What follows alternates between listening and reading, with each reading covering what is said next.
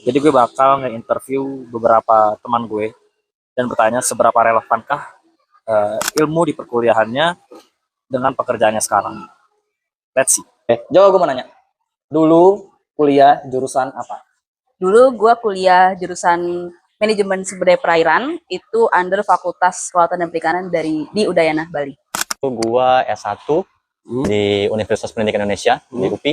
Jurusan kuliah gue itu Sistem Informasi Kelautan. Gue dulu jurusannya Teknik Elektro di Universitas Udayana. Oke, sekarang gue mau tanya, kerjaan lu apa? Kerjaan gue graphic designer, gue sempat jadi UI UX designer juga, tapi sekarang gue udah jadi brand marketing. Sekarang gue sebagai guide diving atau dive master. Gue sekarang di posisi facility di suatu company. Ya jadi gue ngurus-ngurus soal listrik dan HVAC dan MEP. Seberapa relevan ilmu yang lo dapat di perkuliahan dengan pekerjaan lu sekarang? Kalau seberapa relevan, minus ya, nggak ada yang relevan sebetulnya. Nah, ketika buat skripsi, itu kan kita ada yang namanya kerangka berpikir ya. Dan itu cukup membantu ketika gue bekerja sebagai seorang graphic designer dan juga brand marketing. Cuma ada satu mata kuliah aja yang relevan, kan berkaitan dengan selam. Tapi selebihnya itu soft skill aja, bagaimana pendekatan dengan tamu, entertain ke tamu, terus soft skill sebagai, ya lebih kasar kayak sebagai guide. Jurusan gue sama kerjaan gue sekarang sebenarnya sangat-sangat relevan karena gue ngurusin apa yang udah gue pelajarin di kampus. Tapi memang di kampus nggak semua gue dapat pelajaran itu semuanya, karena ya ternyata di realita itu lebih banyak hal-hal detail yang gue harus perhatiin.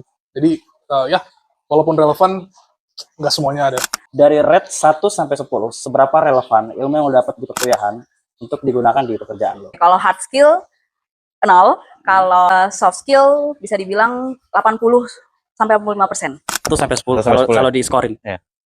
4 lah. 1 sampai 10 gue ratingnya 7,9875. Teknik, bro. Thank you. Kesimpulannya, kalau meskipun lu salah jurusan, itu bukan berarti lu akan jadi gembel. Jadi lu tenang aja.